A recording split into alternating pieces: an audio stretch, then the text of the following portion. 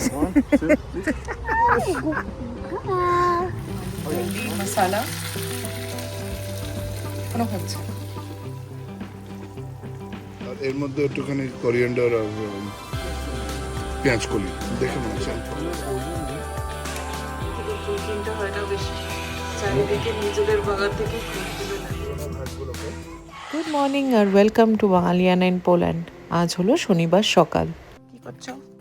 ফুলগুলো এই ওজনের চোটে পড়ে যাচ্ছে আর মাটিতে লেগে নষ্ট হয়ে যাচ্ছে, তো সেই জন্যে আমি এগুলোকে রোজ তো জলের মধ্যে থাকলেও কিছু হবে না, তো আমি এগুলোকে প্রুন করে প্রুন হয়ে যাচ্ছে আর তোমার ঘরটাও সাজানো হয়ে যাবে এই ফুলগুলো দিয়ে। সামারে আমাদের ভালো হয় বলো, কোনো বাইরে থেকে ফুল কিনতে হয় না বেশি, চারিদিকে নিজেদের বাগান থেকে ফুল তুলে লাগিয়ে দেয়।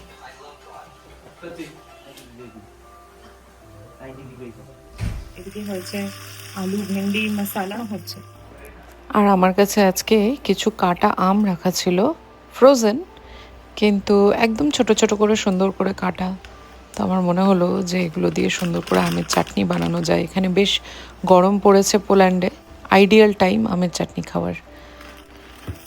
প্রথমে ফ্রাই প্যানটায় একটুখানি সর্ষে আর শুকনো লঙ্কা ফোড়ন দিয়ে তারপরে আমি আমগুলোকে ছেড়ে দিয়েছিলাম, আর ওগুলোকে একটুখানি বরফটা ছাড়তে দেবো কিছুক্ষণের জন্য।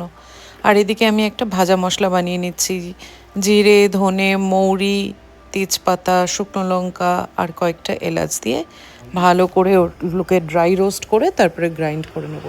এখানে হালকা করে একটু লবণ হলুদ অ্যাড করে দিলাম আমটার মধ্যে।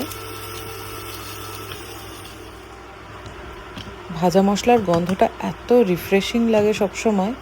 আমি বেশ অনেকটাই বানিয়েছি, তো এটাকে আমি একটুখানি জারে উঠিয়ে রাখবো আর যতটুকু চাটনিতে লাগে ততটুকু দেব। আমটা আস্তে আস্তে পুরো ছেড়ে গেছে, এখানে একটুখানি গরম জল দিলাম আর এই যখন ফুটতে লেগে গেছে তখন 5-6 চামচ চিনি অ্যাড করলাম। চিনিটা অবশ্যই নিজেদের স্বাদ মতো। আর ব্যাস, সব শেষে একটুখানি ভাজা মশলা দিয়ে দিলাম, ব্যাস তারপরে নামিয়ে নেব। আমের চাটনি রেডি। তখন শনিবারের দুপুর, আর মোটামুটি আমরা এখন খেতে বসতে চলেছি। কি খাওয়া হচ্ছে আজকে দেখাচ্ছি।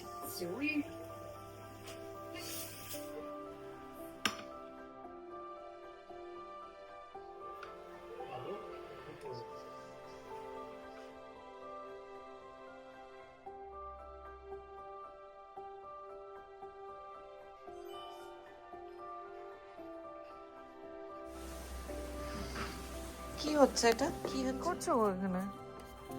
ওকে, সো এগুলো কি বলতো, এগুলোকে পেট প্যাচেস বলে। তো এই দেখো তুমি এখানে বিভিন্ন বিভিন্ন জায়গায় ঘাসগুলো মরে মরে গেছে, রাইট? তো এইগুলোকে পেট প্যাচেস বলে। এগুলোকে যদি না এখন ট্রিট করা হয় তাহলে এগুলো বাড়তে থাকবে আর পরে যে ভালো ঘাসগুলো আছে সেগুলোকে খারাপ করে দেবে। সো আমাদের যেটা করতে হবে সেটা হচ্ছে যে এগুলোকে স্ক্রেপ করে নিয়ে এইগুলো সব পুরোনো ঘাসগুলোকে তুলে নিয়ে এই জায়গাটাতে আমি একটা প্যাচ কিনেছি। সেই প্যাচগুলো হচ্ছে ইটস লাইক আ প্যাড। সেই প্যাডের মধ্যে, কটন প্যাডের মধ্যে গ্রাসের সিডগুলো অলরেডি ইন্টিগ্রেটেড রয়েছে।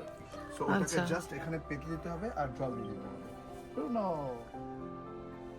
তো সেটা করে দিলেই তারপরে ঘাস উঠে যাবে আর জায়গাটা ক্লিন হয়ে যাবে। কিন্তু এই প্যাচ এখানে ব্রুনো রাখতে দেবে? দেখো ব্রুনো কি করছে। না, ওটা জল দিয়ে দিলে ওটা পুরো বসে যাবে, ওটা পুরো বসে যাবে আর মাটির সাথে মিলিয়েও যাবে। মাটির সাথে মিলিয়ে যাবে, ওটা সরে যায়, ওটা ডিসলভেবল আর কি, water dissolvable. So now I am going to scrape them out. এই পুরনো ঘাসগুলোকে ব্রুনো ঘাসগুলোকে তুলে দিতে হবে। পুরো ঘাসগুলো উঠিয়ে নেবে এখন? হ্যাঁ, এই পুরনো মরা ঘাসগুলো উঠিয়ে আমি একটুখানি বেকিং সোডা দিতে কি হবে যে মাইক্রোব যে গ্রোথটা হয়েছে সেটা চেক হয়ে যাবে, মাইক্রোবস যেগুলো হয়েছে, আর তারপরে ঘাসটা plant will work, else it will not work. Baking soda এই প্যাচগুলোতে দিয়ে দেবো সো দ্যাট এখানে যে মাইক্রো অর্গানিজমসের যে গ্রোথটা হয়েছে দ্যাট উইল ডাই ডাউন। এগুলো এই ব্রুনোর থেকে বাঁচাবে কি করে? ব্রুনোকে ভেতরে রাখতে হবে এখন। হ্যাঁ,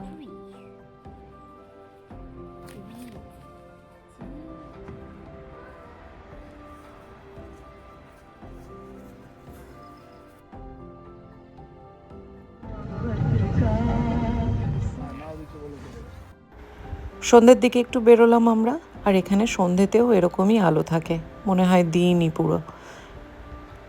এখন দিনের আলো যেতে যেতে প্রায় 9টা 9:30 বেজে যায় মোটামুটি। তো ব্রুনোকে এখানে হাঁটাতে নিয়ে এসেছি, আর এদিকে পাশেই একটা পার্ক আছে, সেখানে গোগল আর পাবলো খেলছে। ব্রুনোকে হাঁটিয়ে নিয়ে গিয়ে তারপরে আমরা ওখানে যাব। এখন গাড়িতে মোটামুটি আমরা 5 জন সব একসাথেই উঠে যাই। ব্রুনো পেছনে থাকে আর সবাই সামনে আমরা বসি, সব একসাথেই বেরোতে পারি। একটা ভালো জিনিস দেখাই, দেখুন এখানে পার্কের মধ্যেই কি সুন্দর টেবিল টেনিস বোর্ড করে রেখেছে, আর এইদিকে কয়েকটা খাবার জায়গা, টেবিল চেয়ার করে রেখেছে। যদি পার্কে এসে কেউ একটু ব্রেকফাস্ট খেতে চায় বা একটুখানি স্ন্যাক্স খেতে চায়, বসতে চায়, রেস্ট নিতে চায়, খুব সুন্দর করে ব্যবস্থা করা আছে। আর এখানে এই পার্কের ভেতরেই বড়দের এক্সারসাইজের জিনিসও আছে। শুধু বড় কেন, এখানে তো ছোট বয়স থেকেই সবাই এক্সারসাইজ, জিমিং এগুলো করে।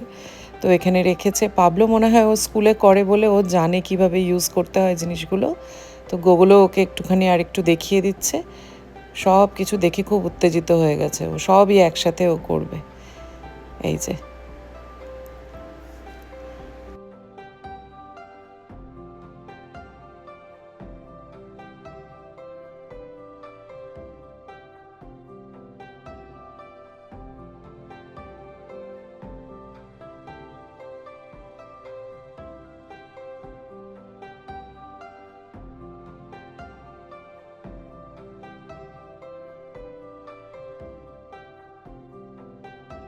বাড়ি ফেরার সময় অল্প একটু বৃষ্টি নেমে গেল। এখানে ওয়েদার এরকমই, ঝলমলে রোদ দিনের বেলা, তো হঠাৎ করে সন্ধ্যের দিকে বৃষ্টি নামবে। থাই, এটা হচ্ছে গ্রিন কারি পেস্ট। আচ্ছা, সো এর মধ্যে বেসিল লিভস আর তুমি লঙ্কা আর বেসিক্যালি ভেজিটেবলস গুলো তো বোঝাই যাচ্ছে, আর এর মধ্যে একটুখানি কোরিয়ান্ডার দেখে মনে হচ্ছে। পার্ক থেকে বেরিয়ে বাড়ি ঢোকার আগে গিয়েছিলাম একটু গ্রসারি শপ। দেবের খুব ইচ্ছে বাড়িতে একটু থাই কারি বানাবে, আর সেগুলোর অনেক সরঞ্জাম পাওয়া যাচ্ছে এখানে, ওগুলো নিচ্ছে। থাই কারি কেমন করে বানানো হলো সেটা নিশ্চয়ই দেখাবো পরের ব্লগে। আজকের ব্লগটা এখানেই শেষ করলাম, আবার চলে আসবো নতুন ব্লগ নিয়ে। খুব ভালো থাকবেন, সুস্থ থাকবেন।